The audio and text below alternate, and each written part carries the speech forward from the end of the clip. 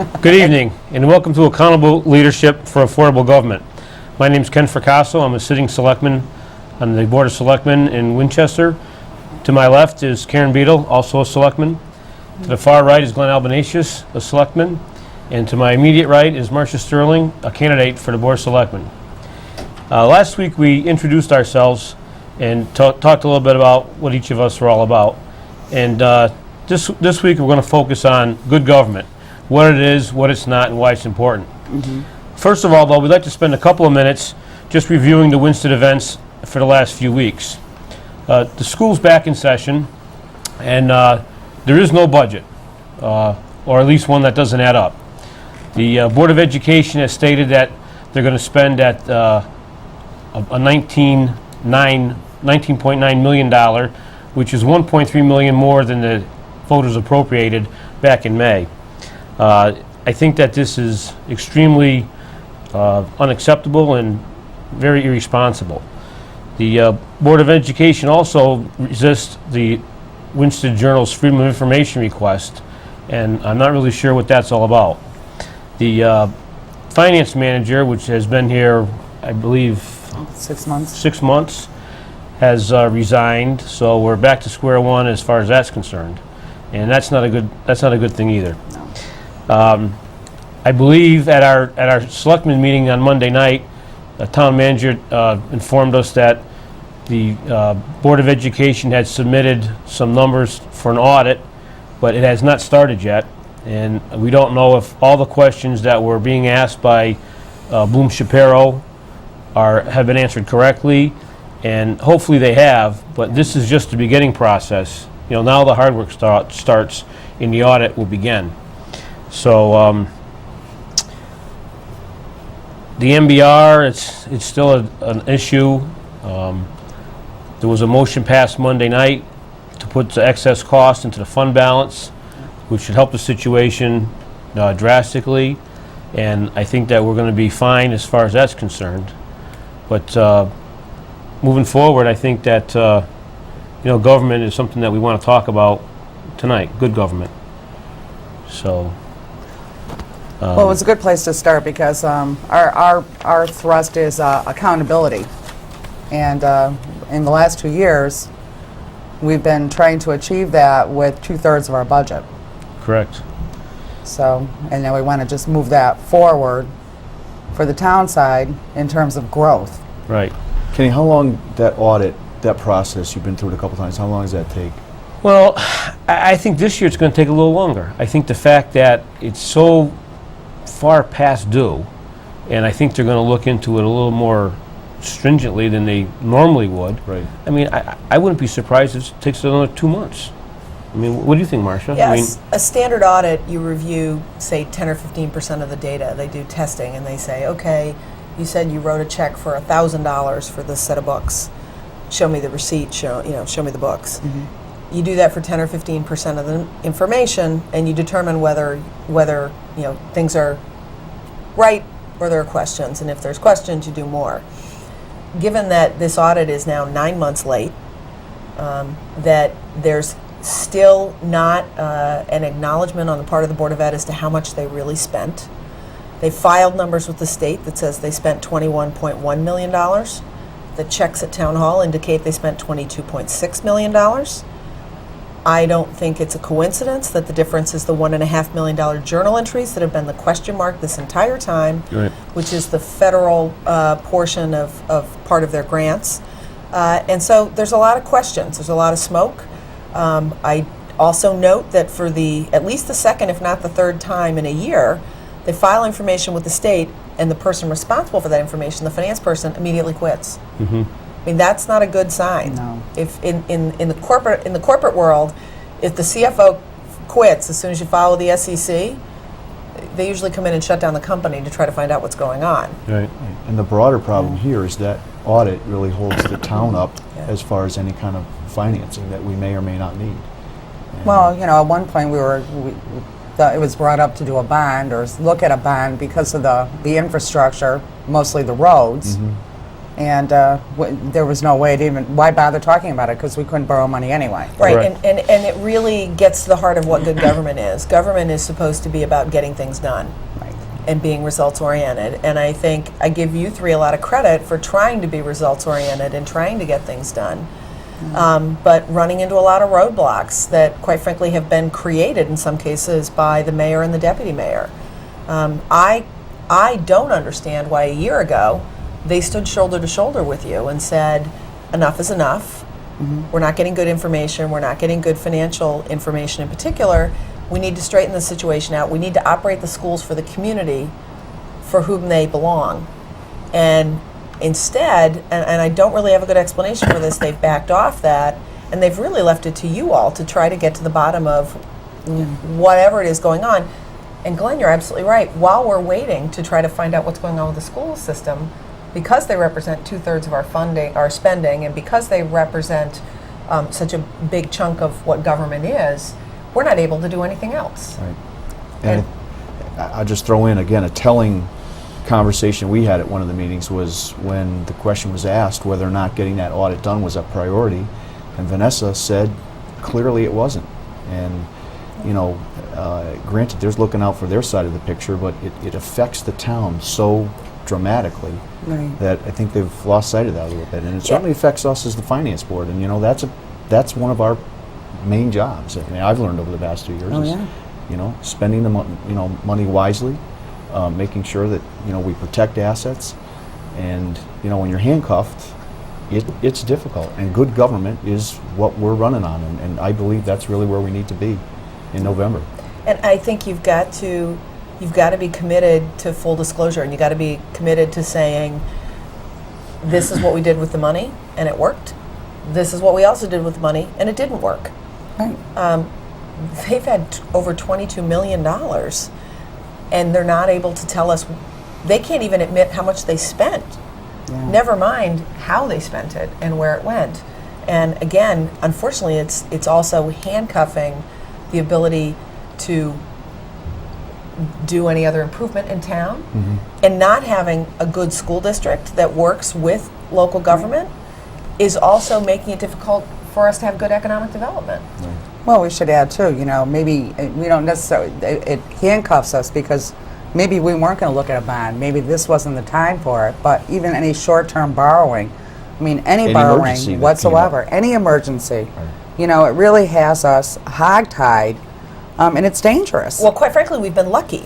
We have Dangerous been. is a good word, Yeah. because there's several $1 million in debt already outstanding. I believe that the firm that holds that debt, Bank of America, calls Henry on a pretty regular basis. I'd be surprised if it isn't daily, and asks him what's going on. And I think he's done a great job of managing their expectations. But when you're 6 months after everybody else, all the other stragglers, and you're 6 months after the federal no extension, no question deadline, Right. We've got a real problem. This doesn't help either as far as the economic development that we touched on briefly. Sure. I mean, because, it's not a drawing card, that's for sure. I mean, if we want to bring new people in to boost the tax base, it's something we've been saying for, 4 years anyways, that, Sure. some of us have been here that long. And it's a tough row to hoe when we have all these things going against us. You know what, I thought maybe I'd jump in and just maybe ask the group here to outline how we came up with that budget, because sitting here as a candidate for election, the arrows that are getting thrown at us is that we are haters of education, and it's kind of bizarre. We all have kids, whether they go to the school system or not here in town. I don't hate my kids, certainly. I don't hate anybody else's kids, No. but that is the common theme amongst a pretty audible group of the opposition. And I think that this is an opportunity today to maybe walk people through that are watching tonight how we came up with that 18.6 budget, and we just didn't pull it out of the air and Start on the wall. yeah, and say, we don't want the education system in Winchester to succeed. I think that is so far from the truth. But again, for people that maybe haven't had the time to read the papers or listen to why we did what we did, I think Yeah. this is an excellent forum tonight to just walk through some of the basics. Marcia, I know you and Ken work closely on it.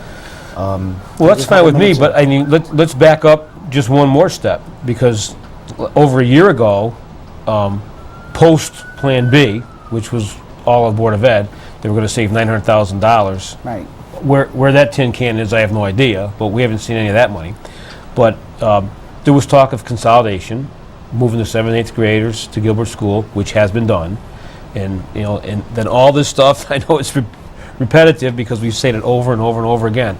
You know, they were going to close the school. They, being the Board of Ed. It was right in, you know, the budget presentation from the Board of Blaze. Education by Blaze. Actually, ironically, I don't mean to interrupt you, is that when they were looking at Plan A, Plan B, because I was on that board at that time, which I was against Plan B, which I think everybody knows. I was very vocal at that time.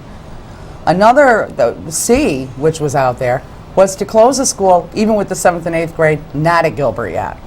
So for us to hear that now with the 7th and 8th up at Gilbert, that they can't close the school, a couple of years ago, they were looking at doing it with the 7th and 8th still at Pearson. Well, I think to be clear, it was educationally appropriate, which is always their first, you know, sort of for the threshold step. It was educationally appropriate to close a building. And of course it is, because they have 670, maybe call it 700 students. Right. Each of those buildings holds approximately 600 students. So with only 2 of those buildings, you've still got almost 50% more capacity than students. Right. And you could certainly accommodate central office. You keep Pearson, which actually can hold 700 students open. You keep Hinsdale open, which, you know, had been an elementary school up until Right. the year before, so it certainly could accommodate the little kids. You keep those 2 buildings open. You close Bachelor School, which has asbestos problems and is going to cost millions of dollars to update. It's only a matter of time. It sits up on a hill. It's Yeah. the hardest to get to with buses. It's got the smallest parking lot. You know, it's got everything. And by the way, their own building committee said that was the school to close. And you're right, it was originally part of the plan. It was educationally appropriate. It was the right thing to do. And the voters and you all then said, okay, the value of that is $500,000 or $600,000. The Gilbert savings, the value of that is probably $1 to $2 million. But let's just say that that's, you know, half of that number is 750 Okay. or 800. You add those 2 things together, in addition to the fact that we do have less students every single year. I mean, this was my thought process in terms of how, I mean, you could have gone to 18 million, I think, and 18-1 it was. and could have been fair, Right. but you decided to leave some of the cushion on the table, and I didn't even count the 300,000 per year for 3 years from Plan B. So there's a fair bit of cushion, and in fact, and we can discuss this on a later show, if you take their own data, their own budget information for this year, which, by the way, as Ken said, doesn't really add up properly, but if you try to find numbers that do add up, and you adjust it for a regular rate of inflation, what you'll find is they should be living on 18.1, and they'd have $500,000 left if they closed a building. Right. But if you don't close that building, then you're wasting $500,000, you know, to keep a building open and operational. They're on their way to close the building. They're open and operational, and it puts everybody in a bad spot. And again, it goes back to the what's good government? Well, good government is being efficient and saying, I only have this much in the way of resources. How do I allocate them better? Right. And quite frankly, the only thing that changed between March and August was the fact that the MBR legislation said triggered it hinged on closing a building, and said if you don't close a building, your number doesn't get lowered. Right. So they immediately then said, aha! If we don't close the building, our number stays up. Well, part of and one of the reasonings behind we added the closure of a building is because it was in the budget message. Correct. It was in the first paragraph. Right. Right. So, as we all know, on March 15th, the town and the education have to hand in their budgets for that upcoming fiscal year, and even the 2 versions I think that we received that night, the one that we had in our packets and the one that was handed to us, and we were just time stamping them and dating them, they still had the same message. So I guess our frustration is that you said this and now you're recanting it, and it seems that it's only because you don't want to lose control of that money, but that money is not being appropriate or it's not being used correctly. Well, you're wasting at least $500,000. Because that would be how many teachers, Marcia? That's at least 8 teachers. Right. I mean, you're wasting That you can that house money. in 2 schools. I mean, they are choosing empty buildings over teachers. They are choosing a lower education standard. I mean, buildings don't teach students, people do. Right. And it's inefficient, and it's not good government. And I really don't understand how they can. I mean, the only change is I don't understand how you can tell somebody in March it's educationally appropriate, it's effective, and the only thing that changes is there were these savings generated, and their view was we get to keep it and spend it, and the taxpayers, in your view, was we're going to put it back in the fund balance. Can we, and let's just talk, I mean, I don't want to get into all of this with the Gilbert contract, because I don't know what the Gilbert contract says. I'm not sure what they negotiate it. We just know that the kids are up there. And we also know that the cost per pupil is less than it was when we were Significantly less. handling. And a lot of the arguments I hear a lot of times, I'm not sure if you do too, Glenn, is that, well, the district is taking the hit, but Gilbert never takes the hit. Well, I don't think that's true. I mean, there were And several, I'm sure that we hear that, I'm sure you've heard it. there was several $100,000 they gave back just last year. Right. You know, I And mean, they forgave yeah. But a significant amount of money, too. $280,000. Yeah, look, what is clear is instead of responsibly understanding their numbers and trying to understand what things really cost and how much they really have, you know this from your kids. It's easier to just have your kid come back and go, I need more money. I gave you $10 yesterday. Yeah, I know it's gone. I need more money. I mean, that's sort of the relationship, unfortunately, that I think you currently have with them. Right, and, Yeah. and that's been over time. That's been That's been the status case quo. for 5 Right. years. So the efficiencies, I think that viewers at home tonight, are going through with their homes or their families Sure. are exactly what we as a finance board are asking our government to look at as well. I don't think there's any distinction between the two. I mean, it's important for families to survive that they make cuts and changes accordingly. And I don't think it's unreasonable that we ask the Board of Ed to look and do the same thing, especially when there are things literally staring us in the face. I mean, I've had conversations with other officials from other towns, and they don't necessarily have the opportunities that we do. So it's not as if we're in a situation where we're really scrambling to come up with ideas, but we really have some clear options. And I remain optimistic that our friends from the Board of Ed will start to take advantage of it. But I think we need to continue the message, and that's part of what I think we bring to the table for the voters. And I was going to say, I think, again, if you're committed to efficiency and a better educational opportunity, I think everybody at this table, the three of you in particular, really pressed for the 7th and 8th grade to move to Gilbert because it was economically better, but it's also a better educationally. It's the best facility that we have in town. Yes. And when there were 350 to 400 students in a school that can accommodate 700 high schoolers or older children, older students, that wasn't a good use of that building, and it was very expensive.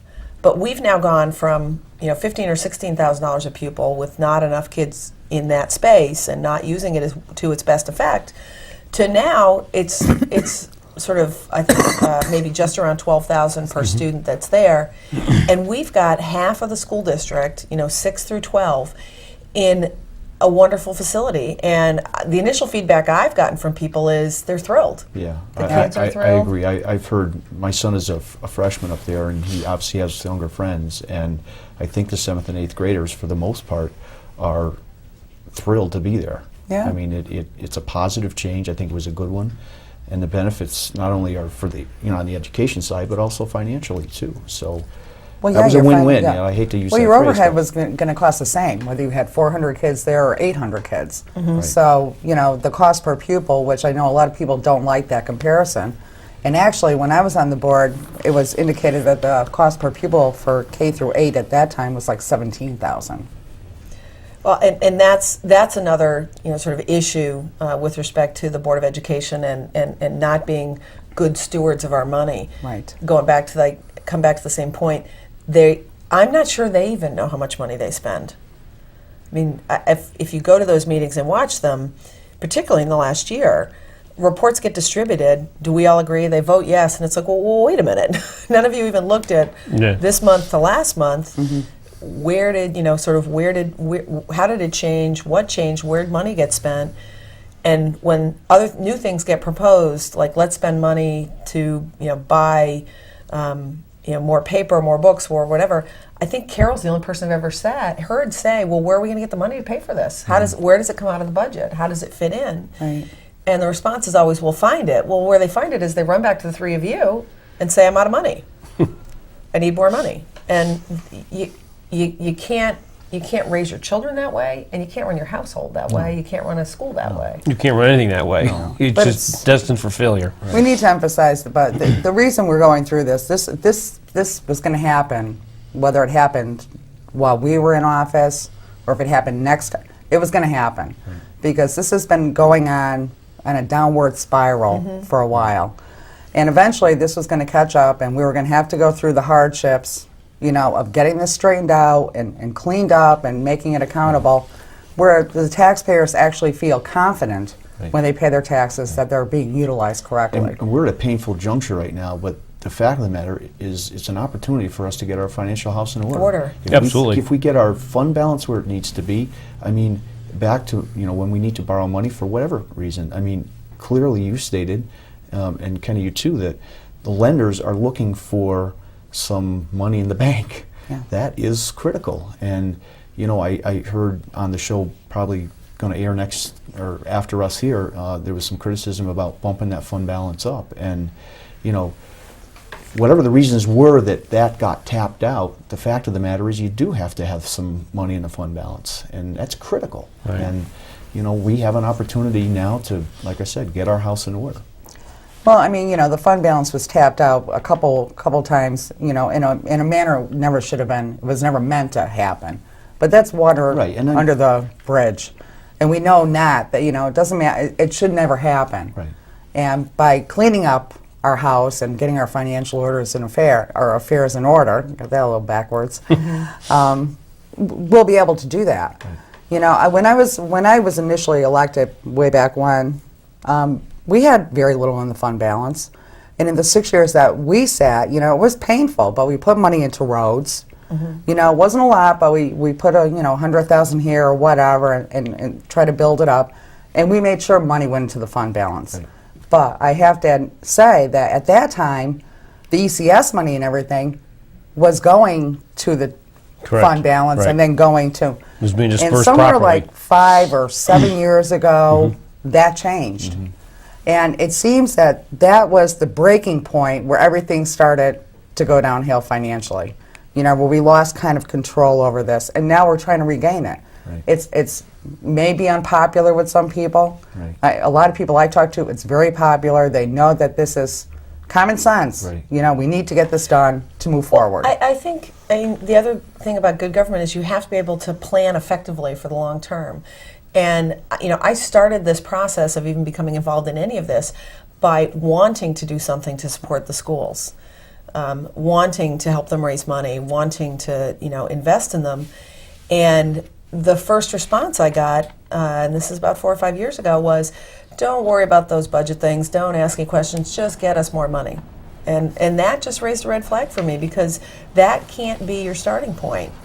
And I want to get behind the schools. I think the community's longing to get behind the schools. Yeah. We would like to see them get everything they need. Nobody here wants any student not to have what they need. But until we actually know how they're spending the money and whether it's being well spent, you can't judge whether we're doing the right thing. I mean, I will circle back to one other thing. The numbers that get reported to the state, they initially reported only about $19.3 million per student, 19.3 total spend in 2009. Well, even at 19.3, with our roughly 1,200 kids in the pre-K through 12 system, that worked out such that we were about, I think, 55th or 60th in the state in terms of spending. We're in the top 1/3. We were still spending $16,000 or $17,000 per student throughout the system. Yeah. when you actually put down what they really had, which was 22.6, and you divide by that same number, we end up in the top 10. We climb the ladder rapidly. And I don't think that's a bad thing. Just like I want us to pay more for teachers. I want the teachers to be of the highest caliber. I want everybody's students and everybody's children to do better. But if we're paying top dollar, we got to get good results. And the other problem with this is that we've had no good results. Right. The test scores were steadily declining for about 4 or 5 years, and now they're kind of bumping along the bottom. I mean, we're not falling off a cliff anymore, but we're not getting better either. Yeah, but at 22 million, you should not see teachers being laid off. No. Right. And you would think, just throwing this out there, guys, you'd think that at least Pearson's parking lot could have been repaved, Right. if anything, just to make a, not Well, a there's danger to get in there. There's the running mystery of there's been at least as long as for the last 4 years, there's been $250,000 to $300,000 a year put into that budget for maintenance. And yeah, And Lord knows what it's been spent on, but it hasn't been spent on Not those a maintenance. buildings. I mean, they don't even cut the Yeah, grass I'm on aware the of fence that. line. Yeah, it's not, and it's a travesty. 'Cause it's not small things could be done, and focus would Yeah. change this.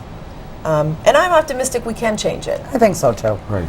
It's just, it's been painful, but like Glenn said, we're all for education. But, think of the $22 million and what your kids should have had, Right. instead of what they just have. Right. Because really, it should have been a whole lot different. Right, and ultimately for the taxpayer, they're the ones that cut the check, twice That's a year, right. once a year. Right, And, so our I know that taxes. the rub on the per student cost, the first thing the Board of Ed wants to do is back out transportation and special ed. But in reality, for the person paying the bill, not that they don't care about that. Do they get a special ed or a transportation discount when they? No, Yeah, no. but I mean, when it's $5, $6, $7, $10,000 a year for taxes, we're at the point in the national arena that we need to find efficiencies, and I'll come back to saying that we have opportunities to do that, and Yeah. I don't think there's a person sitting here that isn't optimistic that we can get there. It's just that we got to stay focused on it. It's a mission that we can't give up on, and no matter what they say or how loud they say it. Or how happy they are. I've learned over the past 2 years that you take that with a grain of salt and you move forward, because I think that I sleep at night. I know we're onto the right thing, and for the towns that are financially solid, they got there for a reason, and they do things well for a reason. That's right. And I don't think we have to look too far to see how that's done, but we need to start to do that. And, Right. if it takes the four of us to move that forward, then I'm proud to be part of that team. So. And I think it all comes back to what we said originally. Good government along with good leadership. And, we've had neither in the last few years. Yeah, I mean, now let's talk about what we have had for the last few years with the current government. I think the current, it's the current administration. It just has not demonstrated any leadership. You really haven't had, a leader. You've had someone who chairs meetings and knows how to, Robert's Rules of Order, recognize whoever's going to speak. And I'm saying this as someone who's been a careful observer from the audience. You don't have someone who knows how to run a meeting and how to get stuff done. I mean, the current government really has, I don't think you can call it a government.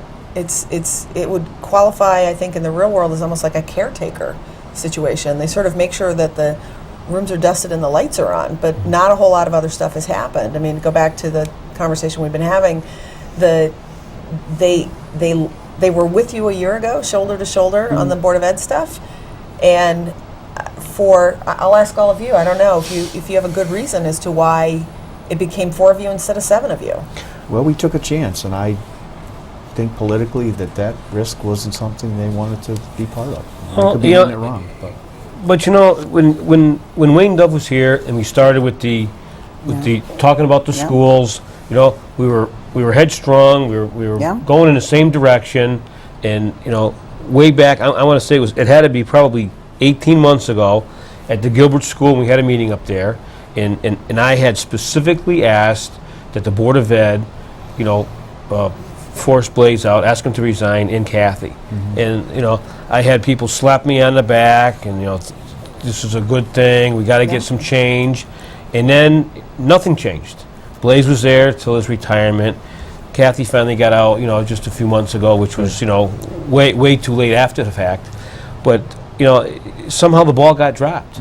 And, I think ever since then, for whatever reason, the three of us and Lisa Smith have been steadfast. We've shown resolve as far as the education has gone, and we've had no support from the other side of the table, none. Well, it's worse than no support. I think you all have fought to say, look, there was probably $2 or $3 million of savings that Wayne Doven even highlighted. Mm-hmm. $2 or $3 million of savings with the Gilbert consolidation and closing a building.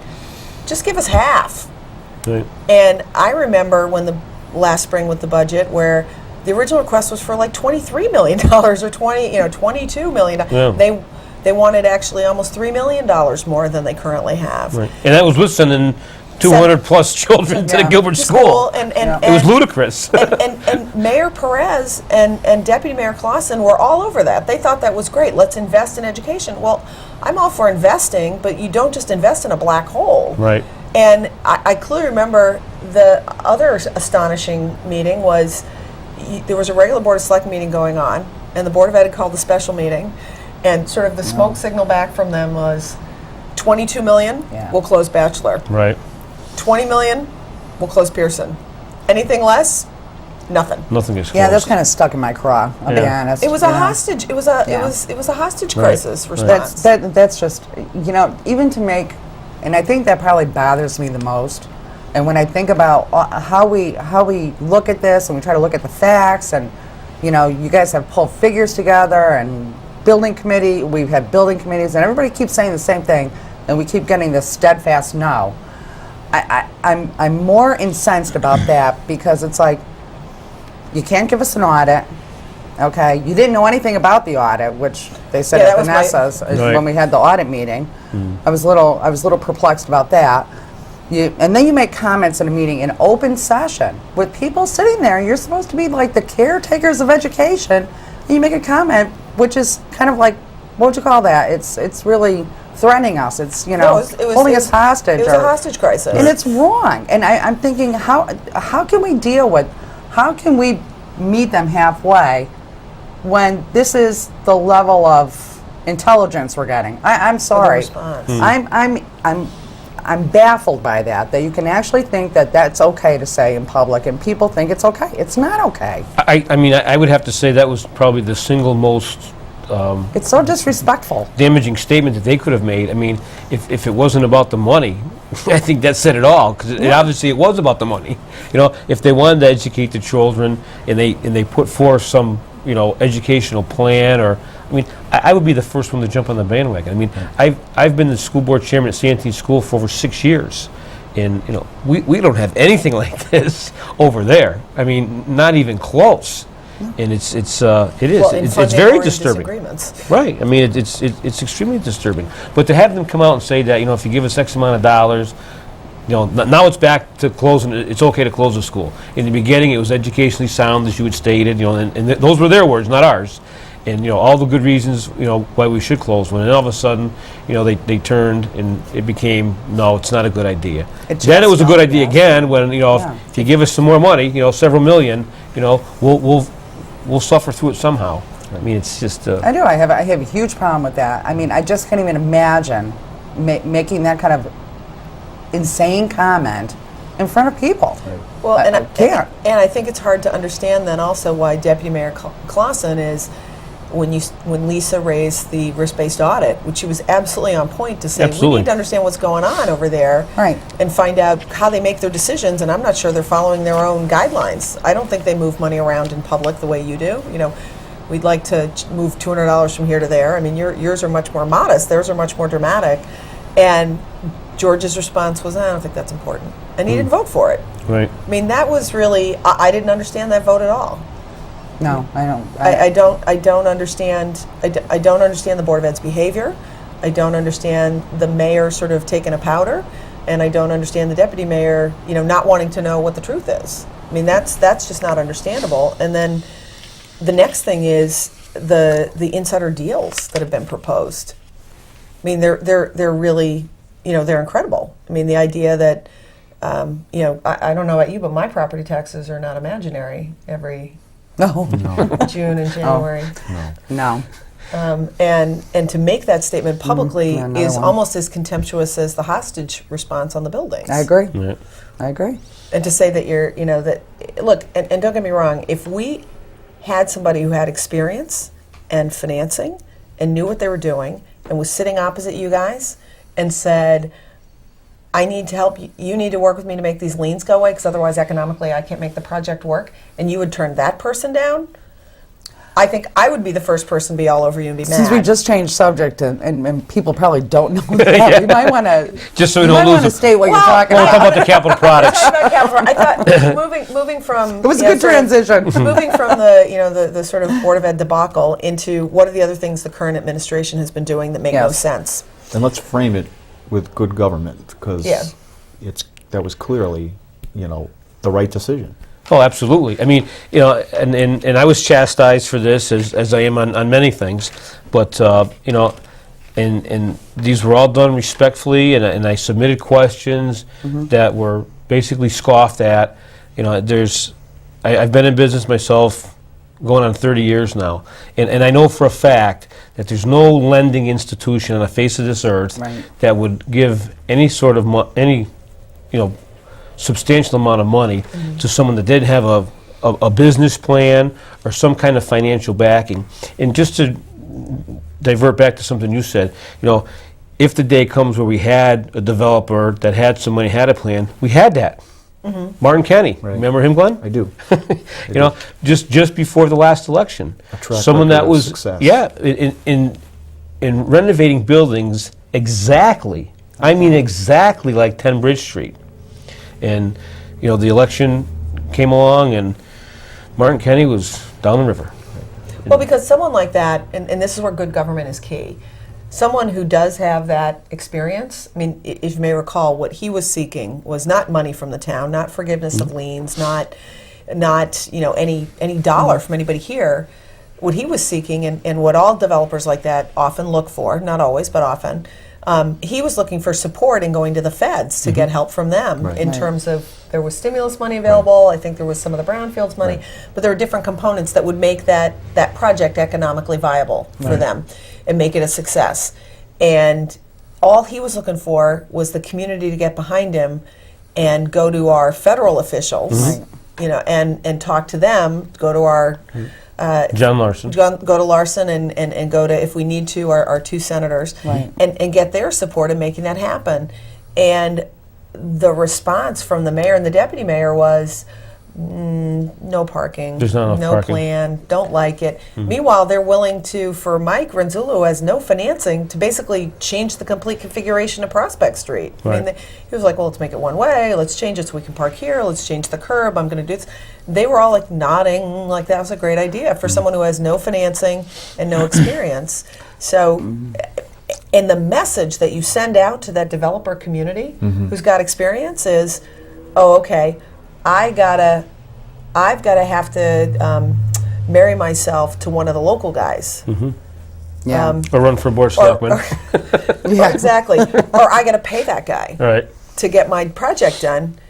And you know, there's a lot of other communities that I don't have to pay anybody like that, or I don't have to figure out how to work with that Right. person, or I don't, you know, that just doesn't smell right to people. And they just, there's too many other towns in New England and Connecticut that have similar footprints that are all trying to do the same thing. Right. And we need to do a better job of saying, here are the people we have to work with and that Right. we want to work with. Right. And, you know, here's somebody who's got the best of intentions, but it's just never going to get off the ground. Because that was another thing in terms of good government being efficient. You guys spent a lot of time bending over backwards trying to give him advice. You gave him a laundry list, I think, of questions. I did. Of things of how to make this work. Yeah. And his response was pretty much, don't want to do that, just forgive Didn't me. care. Just help me. Just give me my tax break. Help me get rid of the liens. You And know, by the we- way, I have nowhere to go after And we that. try to do this in a manner that would be expeditious. You know, we'll funnel everything through our town manager, questions and everything, because we had made him our designee to Correct. meet with Pat Renzullo, who was acting, Mike's father was acting as on his behalf. attorney, yeah. And even getting the contract language, you know, I mean, they met once, then The revisions Winsted- came The literally. revisions came literally before our meeting. Right. So it was like, how serious are you about really wanting this? Well, I think there was a level of professionalism that you all tried to put into the process. I mean, you tried to hold him to the standards and the things that he committed to in his presentation. Yeah. I have a tenant. I have approval to put the tenant in there. I have a bank loan lined up. You know, I have all this stuff wired. And then 6 weeks later, you get why haven't you given me approval? Well, where are you with all the things you said you had? Well, the ironic thing is that, you know, and I'll tell you, I was really torn because I really want to see someone go in there, if he had everything, Everybody if he wants had to see. shown financing, if he had a business plan, and actually took a lot of this serious, because I'm thinking you have these environmental issues, you know, you're going to have Brownsfield. There's no way you can have a tenant in there. Right. You know, these are things that we food just all service know. tenant. Yeah. We just know this. I mean, you just know this. Right.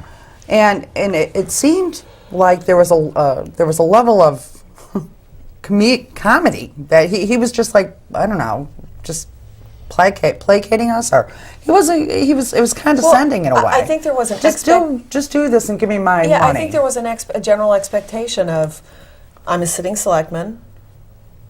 This is a good idea to redo this building, so therefore you should just do whatever I ask. And I'll tell you, you know, Or demand. being pro-development, every one of us, you know, we'd love to see these buildings get done. But when you can't even take it serious, you come to us and you have a lack of respect because you don't even have your paperwork in order, and we've given you all kinds of time, but you're the one going, gimme, gimme, gimme. Right.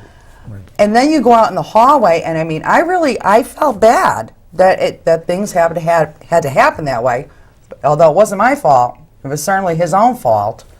And then he goes out and he chastises every single one of us to the newspaper. Right. He never had a conversation with any one of us, and I'm just baffled that this seems to be acceptable behavior to run a government. Right. Because it doesn't matter for Republican or Democrat. Right. You know, the whole idea is what's the best for the town. Correct. Good government, as we Right. have But repeated. what is when you have to render a decision? Right. What is in the best interest of this town? Sure. Not Mike Renzullo or Karen Beadle it doesn't matter. And that money is real money, like Marcia said. I mean, Yeah. Yeah. when you pay your taxes, that's real money. That's right. You know. Yeah. Whenever he said that, you know, that's not real money. I was like, really? Well, I think it was the Yeah, I day mean- after that, you know, I brought some real money down to pay my taxes. You know, for my 2 cents, yeah, exactly. I'm going to take out I'm going to take my Monopoly money Yeah. downstairs and see if they'll take it in the tax office. Look, hopefully, if we win the election and we're in office, we'll be able to drive economic development further forward. I We'll hope turn so. over every rock. We'll find somebody with some experience and some money. But quite frankly, I think if someone who knows what they're doing came to you with a trade, what they would propose is, I need you to help me get rid of these other, because the liabilities are huge. It's about Right. $1 million. Sure. Right. There's federal liens of $500,000, I think. There's state liens of $100,000. There's another $300,000 of workman's liens. They're not small numbers, and I think they probably do need to be. You do need to find a way to manage those Sure. or alleviate them. But I would think the town would then say, all right, we'll work with you, but by the way, we're getting an $85,000 or even $100,000 or something different equity stake in your business. We're getting, and you and I may even have talked about this.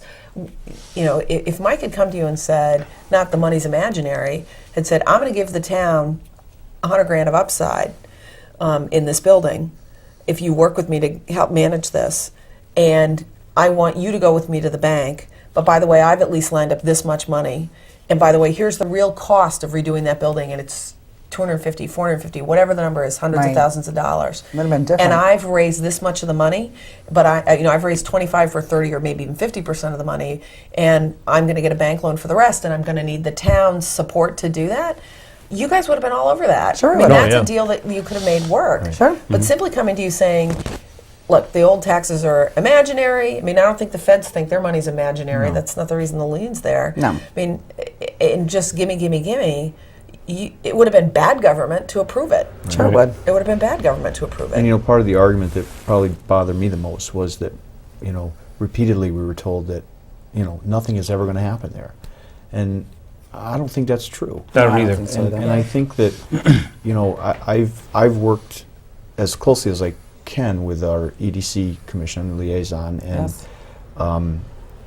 they're starting to do some good things. I've encouraged them to be more proactive, and that's not necessarily wait for things to come to them, which will happen just in the normal course of Right. life. Yeah. But in sales, you have to go out and create opportunities, and, Right. and that's a fact. You do Oh, it. yeah. Marcia has done it. Yep. You do it. I do it. Yeah. And again, I'm going to bring it back to the good government theme. I think that's where we need to move. Again, winning the election is key. Having 4 people, 5 people focused on going out and creating opportunities instead of sitting back and saying, guys, we're dead in the water. Nothing's going to happen here. I'm the last best hope you've got. Martin Kenny leaving was, that was a dagger in the heart, because you and I Oh, sat yeah. with him. He had a professional presentation. Yeah. He had the financing. He had the plans. He had the experience. And he had the He had experience. just redone the same And building. I walked him out to the car afterwards, and I said to him, Martin, how much time do we have to put this together? And he was realistic. He said, you probably got maybe a month and a half, 2 months. So it required some action. I mean, Right. we Right. really had to move on it. And The letter would have done it all. I would never, And that was a week before the going election. forward, I would It was never a week ever let before that the election. let that It was a happen. week before the election. Right.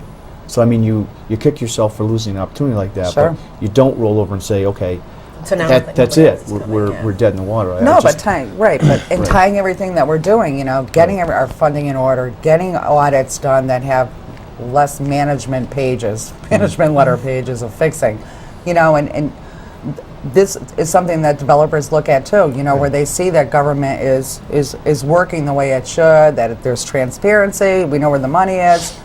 The Brownsfield thing is a good thing, you'll get people to come in here. I agree with you. Yeah, and I'm not going to defend Mike at all, but I mean, he came up with a creative idea. He did. What he really needed to do was Find think it partners. all the way through, and, Right. and find people with some capital and some experience, and that would have made it so much more sellable to us, certainly, and to people wanting to go into that building. Because I still maintain that between the Bridge Street building and the Capital Products and Barrett, and even across the street, you've got a core piece of property here in town that could just change the whole Oh yeah, dynamics. the And- Bridge Street, those, excuse me, that is the key to revitalizing the entire town. Right, Yeah. and Marcia, I mean, you've got connections outside of where we are right here, but the fact is that there are developers out there that if Oh, they sure can, there's. if they can take a look at the properties and what opportunities exist there, Sure.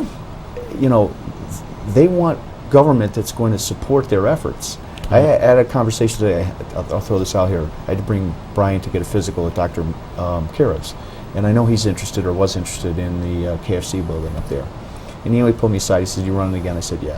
He goes, "Well," he goes, "you got to help us a little bit." He goes, "Work with us." That's what he wanted. A conversation with the local government to find out a way. He says, "I know that I'm going to lose money for a couple of years," he said, "but I can turn that property around. I need a little help."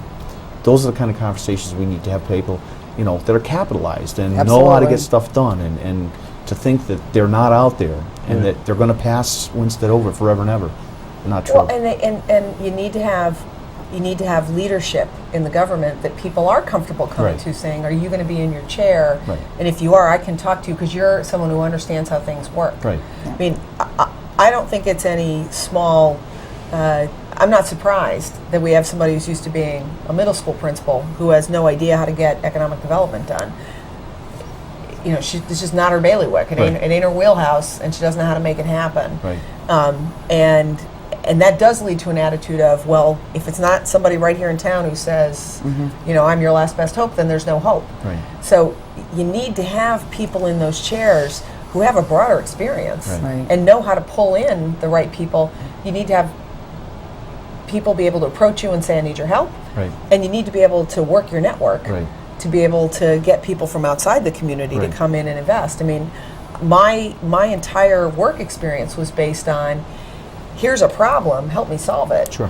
Here's a business I need to restructure. How do I make it work? Right. Here's something I need to do better. How do I do it? And that, I often, contrary to what my clients might think, I often didn't have a lot of experience in what they were actually doing.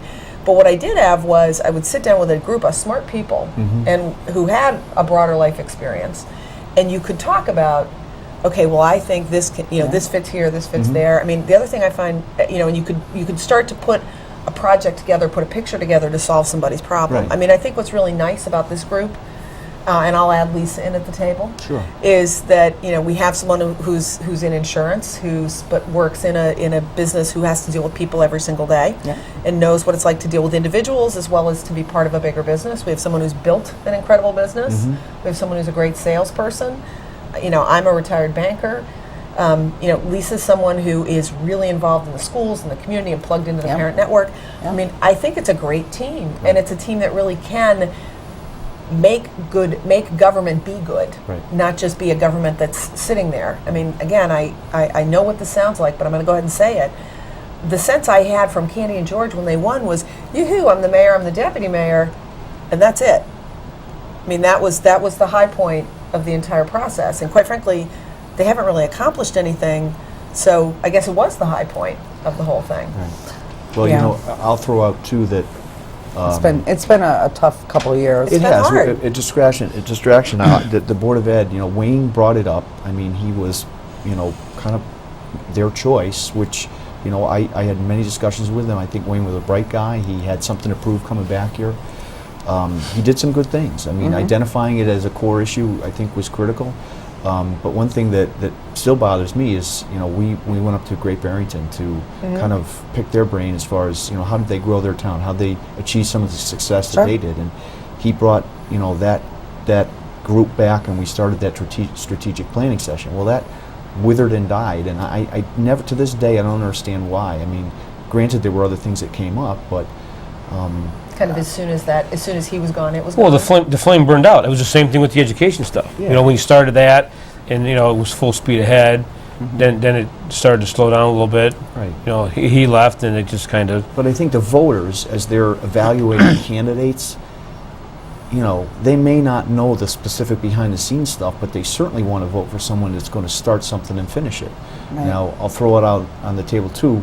I mean, the website thing, I brought that up early on because I thought that would be a key opportunity for us to make a small advancement in technology and shed a little bit better light on town. It's been a exhausting process behind the scenes. We had virtually no money, but I'm going to go out on a limb and say that's going to be done by the time my first term ends. And I worked it behind the scenes, not patting myself on the back by any means, but you can't start something and not finish And it. not finish And it. that Right. strategic planning session, to me, was a good exercise. I think that it would have provided focus on some key things, kind of a roadmap, as I've said to you before, of where we want to go and how Right. we're going to get there. Because if you just go into meetings after meeting after meeting and just constantly react to things, that's bad government. Sure I is. mean, it's solving the immediate situations, but part of what we do is plan for the future. You have to. You said it better than anybody. I want to leave, the town in a better position Yes. than when I came. Right. And you said, I think, what everybody thinks, and I applaud you for saying that, because when I came on board and I was willing to do this, I said to myself, I want to have an impact.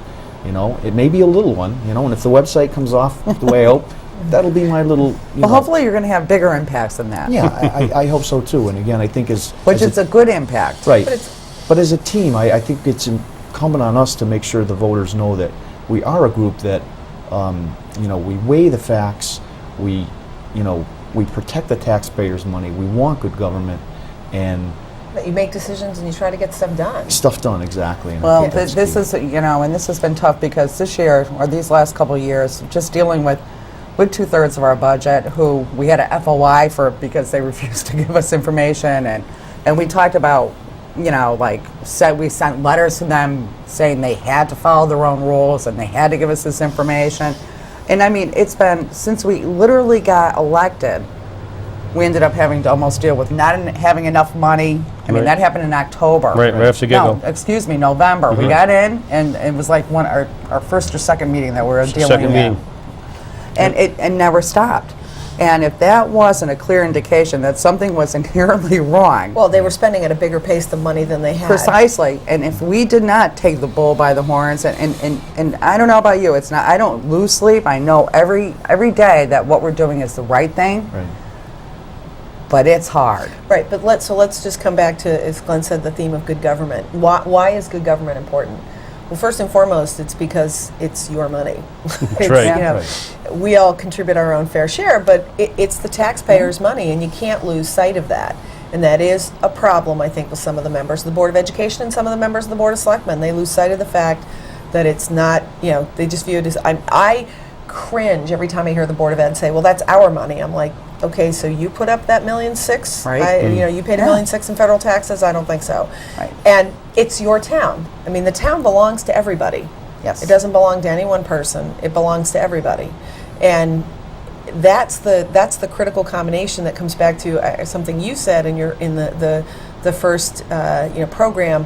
What is a community? Do you want to just be a place where people go home and shut their door, or do you want to be a community? Right. And I think, if you have good government, part of that is being able to have people feel like it's a community, Right. and not just a place that they live.